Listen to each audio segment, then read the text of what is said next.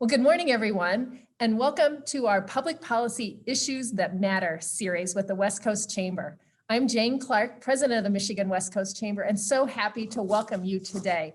This is going to be a really special program for us. We want to be sure that our members have the information they need as we head into a May 4 election. I also want to say thank you to our Advocacy and Action mission sponsors for their ongoing support of all the work we do here at the Chamber and making programs like today available to all of our members.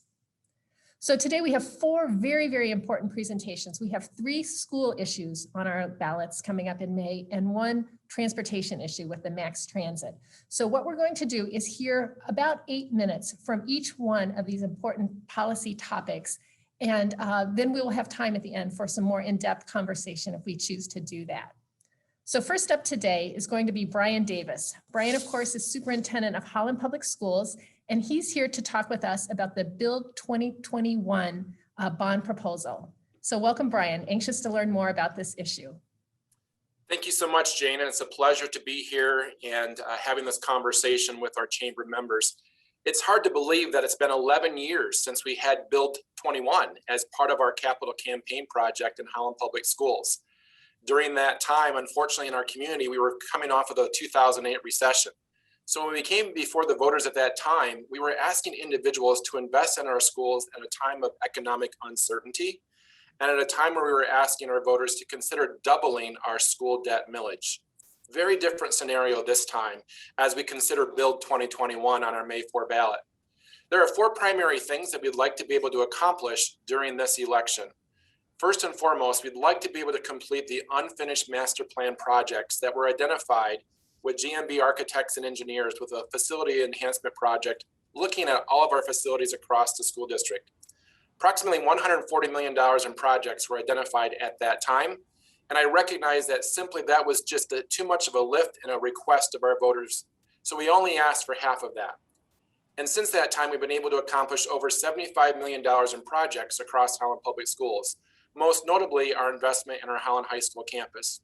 We want to come back now during this time to be able to look at our new K-5 learning spaces and reconstruct 2 elementary schools across the school district, one on the east side of our district at Holland Heights, and then here in our central core city at West.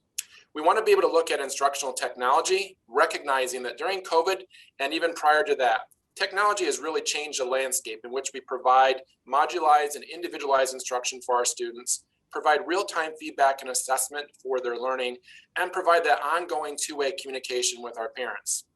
And certainly during this time of COVID-19, we've identified a number of health and safety improvements that can be accomplished across our schools. So you might say, Brian, how can we make this happen? Well, if we look at our Bill 2021 estimated millage rates down in the bottom left-hand corner, you'll see that currently for this past year, we've been collecting a 4.98 mils in debt collection. This is down from 6.8 in prior years. We've been able to pay off the original millage in the 90s that constructed our current middle school at East. And now with the refinancing of bonds and being able to reduce that debt over time, we're able to come to voters to ask to do a renewal versus any kind of an increase. And at the time we're able to do this renewal, we're actually able to reduce our millage debt collection on our school debt fund from 0.25 mils. So the anticipated debt collection, if this bond proposal were to pass on May 4, would be 4.73 mils. So we're able to renew and save and complete our unfinished master plan projects. And if that weren't enough, we're looking at selling these bonds over 3 series of issuances. The first issue would be done in July of 2021, should this pass, at just under $30 million. And you can see a host of projects there that would be completed as part of that first series, really investing significantly in our elementary playgrounds across the community in partnership with the Outdoor Discovery Center and everything we've learned from them about natural playscapes, making these green spaces available for the residents of our community, safe places to come together and engage together as family. Lots of other improvements at our middle school and our high school, some of ongoing projects there that weren't completed in our original bond, being able to look at a new storage facility at our maintenance and transportation center. And as part of this, you'll see over time, replacement of instructional technology and school buses. This next series that would be sold in 2023 allows for us to be able to begin the work for Holland Heights and for West Elementary and really bring together community and everything that we've learned during COVID-19, everything that we continue to learn around what instructional spaces need to look like for the future, and significantly redesign the landscape for those two new schools. Interesting piece about Holland Heights, it was built back in 1952. Shelley Blystra is one of our second grade teachers there. She's been teaching the district now for about 27 years. She's teaching in the same second grade classroom that she went to school as a second grade teacher. So some might argue and say, as I would, it's time to upgrade those classrooms and make those the true instructional learning spaces that we need for today's learning. West Elementary, which is also part of this significant reconstruction project, actually was built as a middle school. And over time, we've been able to invest in that facility in small projects to make it more conducive for elementary learning. Now is a time for us, we believe, to significantly create an elementary instructional space there. The final series, sold in July of 2025 at approximately $7 million, would complete the identified projects across the district, investing again into Jefferson Elementary so that we have 4 strong, well-suited instructional spaces for our elementary programs across the district. And again, you'll see some basic district maintenance equipment and the replacement of those buses and instructional technology. Structured in this way, it allows us to save the taxpayer dollars, generate approximately $75 million in revenue, and to be able to sell these series over a period of time that allows significant and community engagement along with that process. And to take everything that we've learned over the past 2 or 3 years during this global health pandemic, and how do we make our schools safer places for learning? We did a survey after our Build 21 project, and we found that 86% of our voters and respondents said that we made a significant improvement and investment and a high degree of value when we did our bond in 2010. And with your trust and consideration, we hope to do the same with Build 2021. Just want to thank everyone for listening. You can learn more about our presentation today and additional details by visiting our website at hollandpublicschools.org. And there are also some additional online community meetings that I'm hosting via Zoom. You can register for those and spend more time learning about the details of this. So Jane, thank you so much for the opportunity, and thank you for the Chamber's Policy Committee for this time today. Hey, thank you, Brian. Renew, save, and complete. That's a great message to be sharing with our audience here today.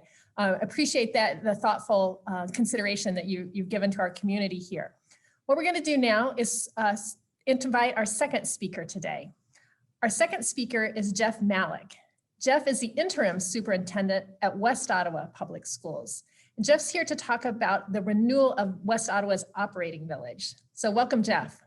Hey, Jane, thanks for having me. It certainly is a privilege to serve our West Ottawa community during this bridge between superintendents. We have just extremely hardworking kids and supportive parents. So it's truly been an honor. So before I start here today talking about our operating millage, I think I have to recognize these 2 gentlemen on the bookends of my time here. Brian Davis and Cal DeKuyper are retiring from their roles as superintendents, and it's been easy for me to see this last 3 months really just what a pillar the 2 of them have been for education, not just in Ottawa County, but truly across the state. So congratulations to those 2 guys. They will be hard to replace. A lot of years in education. I think Cal started education, I think, when I was still in diapers. So yeah, certainly a lot of great knowledge we'll be using, but thank you both for your service to the Holland Zeeland community. So I'm going to be pretty brief. We just have our operating millage up on the May 4th ballot. So this is the annual millage renewal for West Ottawa voters. It's typically held in May, but last year, because of the pandemic, we did have that vote in August. So keep in mind, this is annual. This, and Keegan, you can switch to the next slide there. This millage renewal and tax is on non-homestead properties. So keep in mind that this will not be levied if it's on your primary residence. So it's a tax that's only levied for our general operating revenue on second homes, as well as industrial and commercial property. So this has a huge impact on our general fund revenue. We'll generate almost $14 million, which is 17% of our total general fund revenue. And the state actually requires us to levy this money. So our state foundation allowance per pupil is in part this operating millage, as well as the state making us whole for the rest of the money. So I just want to emphasize there's no tax on primary residence here. So please don't forget to vote on May 4th. I have two more slides here, and I really just want to give everybody an update on some of our large capital projects happening around campus. We have been very thankful to our generous community for passing about $190 million in voter authorized bonds between our 2014 and 2019 authorizations. So we just broke ground this winter with a mild winter on this brand new athletic complex that will be building just on the north side of our high school campus. So it's a wonderful project. Here are a couple drawings of the completed project. And I just want to point out, it's so great to have a couple local partners on this. GMB is our architecture and engineering firm. GDK is our construction management company. And this is a $20 million project, and the majority of those bids were awarded to local companies with workers that are in our communities. So it's really great to see our taxpayers supporting our schools, and then we can in turn support many of our community members who work for some of our local companies. And my last slide is some renderings of our new Performing Arts Center. So this project will be out for bid in May. We probably won't break ground until later this summer, but it'll be between a $22–24 million project, and this Performing Arts Center will connect to the north side of our North High School. It's going to be a wonderful performing space for our students. The house auditorium will seat about 1,050 patrons there, and then we'll also be just expanding that campus towards the stadium area. So again, GDK and GMB have been on this project, and we look forward to the bids from a lot of local subcontractors. So again, Jane, thanks for the time here today. Thank you, Jeff. Thanks for a look at those two impressive projects, your athletic area and your performing arts area. What a great addition to our community and to the students at West Ottawa Schools. And I just want to echo your comments about Brian and Cal. What incredible leaders we have in our community, and certainly both are going to be very, very missed. And so that brings me to Cal DeKuyper. Our third presentation today, the next issue we want to talk about that will be on our May 4 ballot, is the bond proposal at Zeeland Public Schools and Cal DeKuyper. So Cal, tell us what's happening in your district. Yeah, good. Thank you, Jane. And I just appreciate the interest of all of us that are here. Jeff, Brian, good to see you again. Jeff, I owe you one for that one, but that's all good. And it should just make everyone feel so well that we all know each other in the schools. We have so many great schools in West Michigan. We're all friends. We're all professional friends, personal friends, and we work together. And that's a rarity. So we're in good hands together. We will make sure the transitions are smooth. Two good proposals there that I see so far too. Zeeland is a unique district in that we've had increased growth for 30 straight years until this year with COVID. We're down about 250 students, with a lot of students going to homeschool. So we lost that row of growth, but our kindergarten class is just huge again, and the growth is coming back. We did a study not too long ago. We showed 350 new residences, apartments, homes, et cetera, being built in the area. And 2 weeks ago, I learned of 2 more subdivisions that are going in close to the center of the district, of totaling 94 more homes. So what our district has asked us to do, and we spent a lot of survey time with our community, has said, handle the growth, preserve the buildings that we have, keep us safe, and do not raise my taxes. So 75% of our residents said to us, my taxes are very good compared to the education I'm receiving. We feel good, but I don't want you to raise them anymore. So we have to put together a plan that does that. handles the growth, preserves the buildings, keeps us safe, and don't raise the taxes. And we can do it. And there's one more thing. If you like to be a long-term superintendent, never move an elementary school boundary. So we keep all that intact too. From the smiles of the fellow superintendents, we know that we can do this. So I have a short professionally made video that'll put this together for you, and then a couple comments to close. The Zeeland Public Schools community will have the opportunity to vote on a bond proposal on the upcoming May 4th, 2021 election ballot. If approved by voters, there is expected to be no tax rate increase to property owners. This bond proposal would generate $75 million over 5 years for district-wide improvements to preserve district facilities, address safety and security, and growth. Initial bond planning began with a local housing and construction assessment. Results were evaluated alongside district growth, current infrastructure of district buildings, and safety concerns around the district. Community forums, staff interviews, a scientific survey, and a community survey prioritized the scope of a potential bond.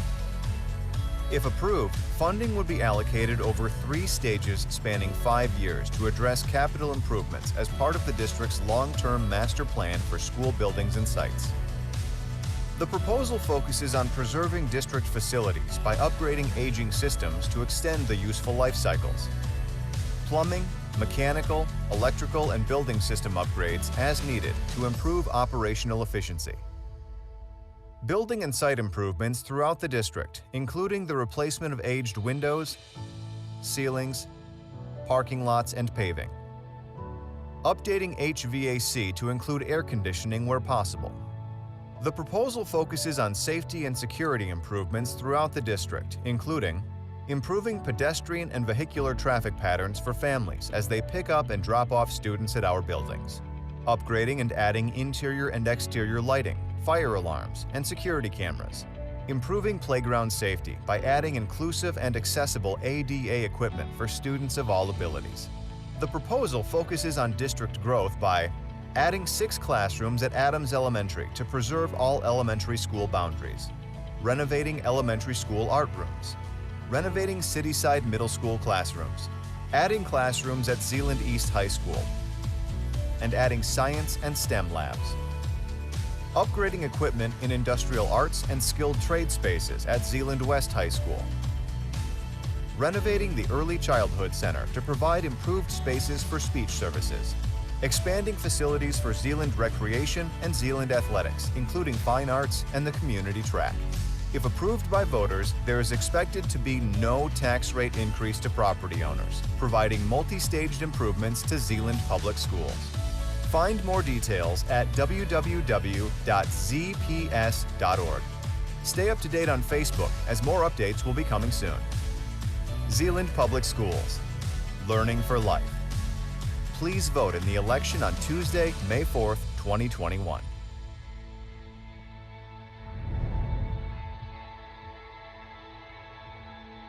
Thank you.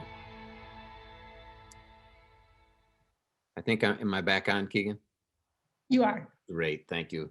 Well, I appreciate you just taking a look at that, and probably the one that you recognize the most is that traffic jam in front of New Groningen Elementary. That's every morning and after school, and that's one of the first things that we'll work on is all that vehicular traffic work there.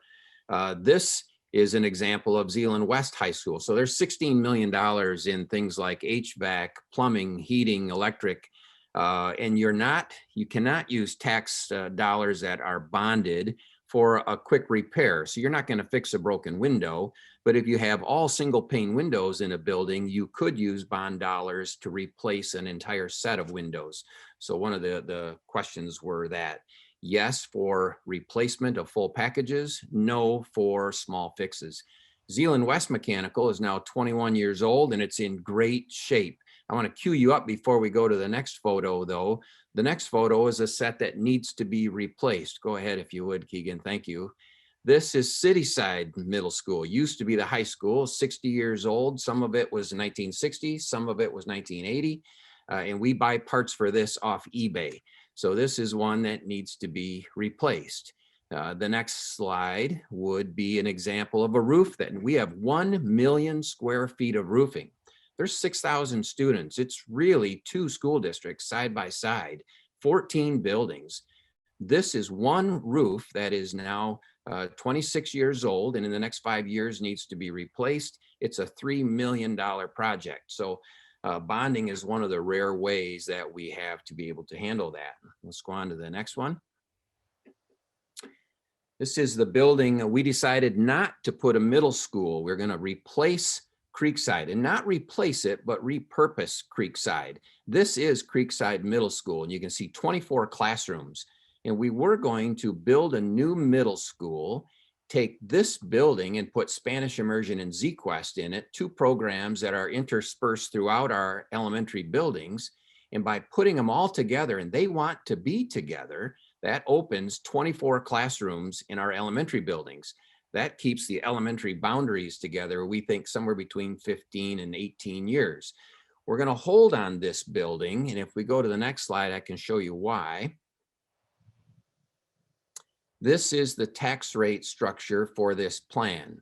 In 2021, the millage is 6.7, and it would stay there throughout about 2026. If voters voted no, this tax rate would fall like you see it, but a few years earlier. So what we're asking voters to do is leave the tax rate the same, extend it out there. And the reason we put that building on hold is let's make sure that COVID ends and students come back before we build a building. And in 2026, you could, the next superintendent administration could have a proposal there to build that building again without a tax increase. So there's about a 15-year plan to keep the taxes the same and make all those things that the voters want happen. So that's our plan. Jane, I can't thank you enough for giving an opportunity to explain what we're doing. Well, thank you, Cal. Facilities, safety, and growth, certainly priorities for Zeeland Public Schools, and appreciate your leadership on this important initiative. Yeah, thank you. So those are our 3 school initiatives that are going to be on the May 4 ballot, depending on where you live. The 4th issue we want to talk about today is the Max Transit.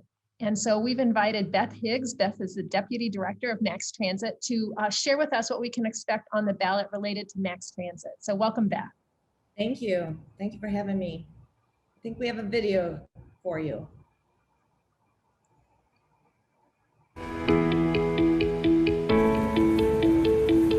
My name is Lori Berry, and I love riding the Max Transit.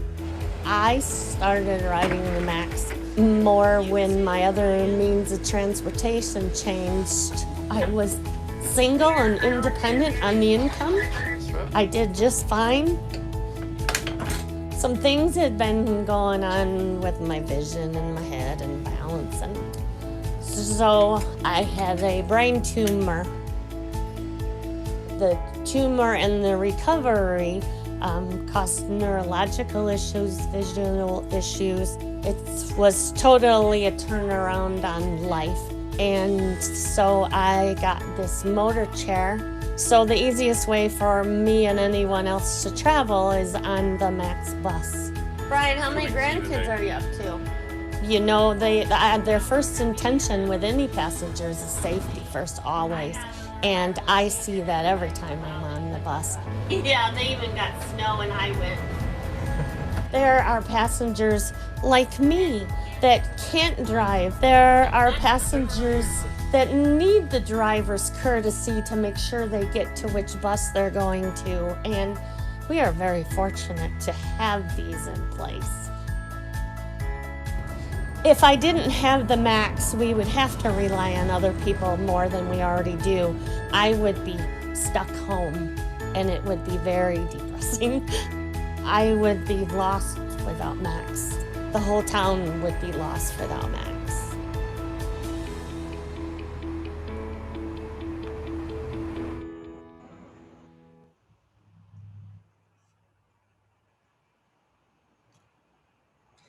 Well, I thought it was very important to share Lori's story. She's just one of many in our community who rely on Max to get to all kinds of destinations. They're life-sustaining, such as medical or grocery store, and to and from work, and more recently, trips to get vaccine appointments. This is our key message when educating those in the community about the May 4th village. MAX is 11 fixed routes and a reserve of MAX demand response service that keep people moving and independent. Since 2000, MAX has provided roughly 6.7 million rides. In the past decade, we provide on average around 419,000 trips annually. Based on that number in a typical year, ADA cardholders such as Lori that's featured in our video today, who have mental or physical challenges account for about 35% of our ridership. That equates to about 146,000 trips per year. Many seniors in the community rely on MAX for transportation because it's no longer safe for them to drive. They often have feelings of guilt when relying on family or others for transportation, but MAX gives those their independence back, keeps them mobile. The local senior population accounts for around 6% of our annual ridership, and that's around 25,000 rides annually. MAX is also good for the economy. Almost half of our passengers use our services to get to and from work. That tells us MAX is a vital resource for the economy and the well-being of Holland and Zeeland community. Years ago, when I was a young mom, my car broke down and I didn't have any means to get to and from work. And I was so grateful that MAX, well, at that time it was Dollar Ride, that it was available. It was personal for me, and I completely understand how important it is to have public transportation available in the community. Fiscal year, next slide, please. Yeah, fiscal year 2020 ridership throughout the COVID pandemic. It started strong in fiscal year 2020. However, as COVID-19 was recognized across Michigan in mid-March, the number of rides decreased due to travel restrictions and social distancing requirements. Nationally, transit systems everywhere recognized about an 80 to 90% decrease in ridership through the pandemic.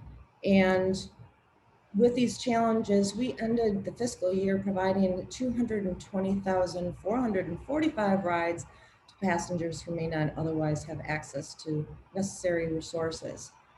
Without this infrastructure in place, I don't know that the community may not be ready to manage such a crisis like this if it weren't for our services. Safety efforts through the COVID-19 pandemic. Due to safety concerns of managing or handling money, MAX has offered free rides throughout the pandemic.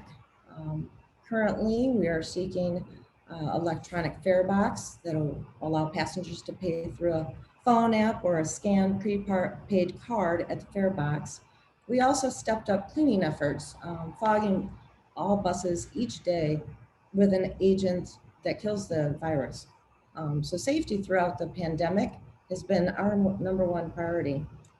MAX is also helping to keep the community safe. A few weeks ago, we were approached by a local leader asking for help to provide same-day rides to those in our service area that found transportation was a barrier to receive the same-day vaccine appointments. Our team was happy to help, and we now schedule those same-day rides. Next slide, please. So what's on the May 4th election ballot? Well, voters in the city of Holland and Holland Township, Charter Township, they'll be asked to approve a 0.4 mil renewal proposal, which will replace the existing millage, which is due to expire this December. The renewal will be for a period of 5 years, 2022 through 2026, and that accounts for approximately 22% of our total annual funding. MAX also receives funding through federal and state grants, and they pay for buses and other capital expenditures, as well as operating expenses. Funds from the tax levy will help us support expansion of services, such as Route 12, which is due to roll out fiscal year 2020. This is an east and west connector route, circular route, on the north side of Holland, which will offer passengers less travel time to their destination. Funds also allow us to offer technology such as Route Shout and a Route Shout app. This is something we recently launched, and it allows passengers to download this app through Google Play and also Apple Store and what they can do is locate their bus in real time. We have 400 plus bus stops throughout Holland and Zeeland. So it's nice for them, a nice tool for them to see exactly where their bus is, if it's running late, service announcements such as shutdowns or any type of vital information that would make their trip more convenient. Also, throughout this millage campaign, I'd like to give a special shout out to the Lakeshore Friends of Transit Committee, who's advocating on Max's behalf. This is a wonderful group of people who volunteer their time because they understand that so many in this community rely on our service. And I really appreciate, well, Max appreciates their hard work. So what did support in 2016 look like for the Max millage? Well, the Holland community understands the importance of our service, and it was clear in 2016 when almost 82% of those who voted were in favor of the millage. We hope to see that same strong support this May. I'd also like to give a final note that none of this would be possible without the support of the community, number one, and the great team we have at Max. They're committed to help in this community in any way possible. So thank you very much. Thanks, Jane, for having me on to talk about Max. Thank you, Beth, and thank you to all of our presenters today. It's so important to us that our members, our chamber members, have the information they need to make smart decisions when they vote May 4. So we have some time now for any audience questions that we might have. And so for our audience members, if you want to you can turn your cameras back on if you'd like, so we can all spend some time together. And I'm going to check the chat feature. I'm seeing some thank yous that you guys have all done a nice job in clarifying what the ballot issues are now. And so we think that's very important. Brian, I might start with the first question I have is, I know you've been doing a pretty robust series of community information virtual meetings. What are you hearing from community members about what are some of the key questions people are asking you about this ballot issue? Great question, Jane. Thank you. The biggest key questions are related to the unfinished work that wasn't done in 2010. So what are those focus areas? And understanding the instructional spaces for the elementary schools and the reasons why. And then being able to respect and appreciate the time to come together as a community to be able to thoughtfully design those with everything that we've learned over the past 18 months with respect to education and what we might anticipate looking forward as we bring kids back to school more robustly, hopefully next school year with less mitigation strategies than what we have today. But I think your 3 words, Jane, that you summarized up before, I should hire you as a campaign manager in the future, that a whole opportunity to renew, save, and complete really resonates with individuals, and to do it in such a responsible way that doesn't require us to come back and ask for individuals to give more, but to be able to do it by giving less. And I think that really resonates with individuals. Our survey results to show that we've demonstrated great value before and a high degree of trust and respect for our community. And I think when individuals can do that and be transparent in the process, people appreciate and respect that. Thank you. It's a very comprehensive approach you guys are doing. Jeff, I'm going to ask you a question. You're a money guy here at West Ottawa Schools. Can you just give us a quick overview of how schools are funded? I think you said that the non-homestead you're working on this time is 17% of your budget. Where's the rest of the money come from? Yeah, that's a great question, Jane. So what a lot of people don't know is this year we get $8,111 per student. But what happens is we have to levy this operating millage on our district boundaries, and whatever we collect from that amount. Now, let's say West Ottawa gets $50 million from that $8,111 per student. We have to levy the 18 mills on our non-homestead property and our industrial commercial. And then that $14 million is taken off the state's what they owe to us, the $50 million, and then they shore up the rest of it with us for that extra $36 million. Now, I mean, that's a large chunk of our budget, but it's not the whole thing. So we also get federal money. And then the state has other categorical funds, that focus on giving us supplemental funds for our socioeconomically disadvantaged kids, our at-risk students, for literacy and other initiatives like that. So in a nutshell, this is a part of that bulk of the money that comes from that $8,111 per student. Good, thank you. I know school finance always seems very complicated to us on the outside, so I very much appreciate all three of you keeping track of that for our community and being such good stewards of taxpayer dollars. Yeah. All right, so Cal, you're leaving us. We're going to miss you so much, and so I'm going to ask you, turn on your crystal ball here a little bit. You guys, schools have been through just an incredible year this past year and the year here completing. What do you think's on the horizon next year and beyond for education in our community? Oops, and then. Thank you. My fault. I think what we have learned the most is what most people in education knew. Face-to-face instruction works. We know when there's interaction in the classroom, student to student and teachers with kids, and you talk back and forth, that's when the magic happens.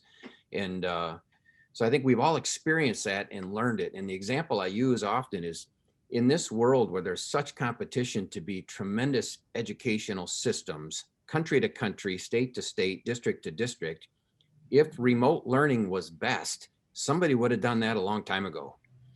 So I think we're going to do everything we can to figure out how to go to school and how to mitigate. And I don't think the mitigation strategy is going to be remote now. I think we'll start to look for how do we keep people 6 feet apart? How do we minimize? How do we use every inch of our building so that kids can be stretched? And so I think the future is going to be, let's get to school in person. How do we stay safe while we're there, and less remote learning? Good. I appreciate that perspective. And I think that's what we all dream for, is that time we're back together face to face in the same building together. I know we're hungry for that as chamber members as well. Beth, I'm going to ask you a follow-up question.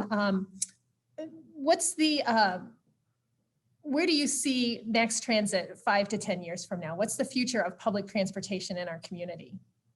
Well, certainly we hope to expand. I would like to, well, I know that Elisa as well, we'd like to expand to connect regions. We do currently connect with the interurban Saugatuck to go back and forth, but I think it's really important to expand our boundaries, and I know that we're working on that.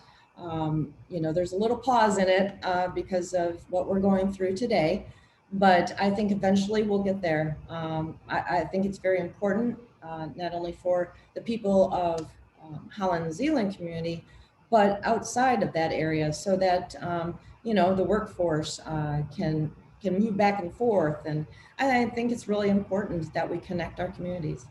Yeah, it's so true. We are an interconnected world, and we need to do that on a small scale in our own community and certainly throughout West Michigan and beyond. Absolutely. So I want to open it back up for our panelists. If you have, first for our audience members, if anybody has any questions, feel free to ask them or raise your hand or let me know in the chat. But I also want to give Brian, Cal, Jeff, and Beth the opportunity for any final words today as we head into the May 4 ballot box. Is there any other information you would like to share with our audience members? I just want to put a plug in for the Holland and Zeeland bonds. One thing I wanted to mention is the fact that it's so important for communities to pass these bond initiatives, excuse me, because what we try to do as superintendents is preserve all the general fund money for those operating expenditures for our kids in our classroom, for paying for staff who, as Cal mentioned, interact with those kids daily, for material supplies and things like that. And if we can have our local communities support these bonds, then we can do some of these big ticket items separate from that general fund money. So I just think it's extremely important, as Brian and Cal have laid out, how critical it is for communities to support these bond initiatives. Thank you. Jane, I'd just like to share that whether it's West Ottawa, whether it's Holland, whether it's Zeeland, whether it's other school districts here in the Holland-Zeeland area, our private school friends, our charter school friends. We're really blessed here in West Michigan to be a true education destination. And we're able to say that because of the collaboration across the different school districts, and also because of the investment that our community members have made in our schools, the trust that they've made in our schools. And I would just make sure that individuals don't experience COVID-19 fatigue and say, oh, that was a great presentation, and Jane's going to go out and vote. I don't have to worry about it. We really encourage everyone, don't forget. So if you've already received your absentee ballot in the mailbox, make sure you get that sent back in. If you didn't do one, make sure you make it to the polls on May 4. We really need everyone to exercise their right and to take all of these 4 elections seriously. The services that are provided, I know that we have a lot of kids in Holland Public Schools who rely on Max to get to school every day. So there's a lot of really important things in the ballot for individuals to consider. So please don't forget to vote. Great message, Brian, and that'll be a great wrap up as we're coming to the end of our time together. I think we all realize we live in a remarkable community, terrific schools, terrific public transit, terrific businesses, amenities, just a great place to be. And so it's important to all of us to be out on May 4 to vote, or as you mentioned, Brian, do our absentee voting ahead of time. So this is our opportunity to have our voices heard within our community. I want to say thank you to our attendees today who joined us, and for our virtual attendees who are going to view this video after the fact. We appreciate you being a part of our chamber and part of our community. For those on the call today, we will be sending you a survey. As always, your feedback is so important to us. So let us know what you thought of today's program and any future ideas you have for our advocacy and action events. Want to say thank you again to our advocacy and action program sponsors. We can't do this work without you. And a final thing is to ask you to mark your calendars for our spring advocacy series. On April 26th, we have Fred Upton joining us. So we're looking forward to that conversation. That will be a virtual program at 9 a.m. The following week, May 3rd at 1 p.m., we're welcoming our Lieutenant Governor Garland Gilchrist for our virtual program as well. So we've got some great advocacy programs on tap. That brings today's program to a close. Thank you so much for joining me and have a great weekend.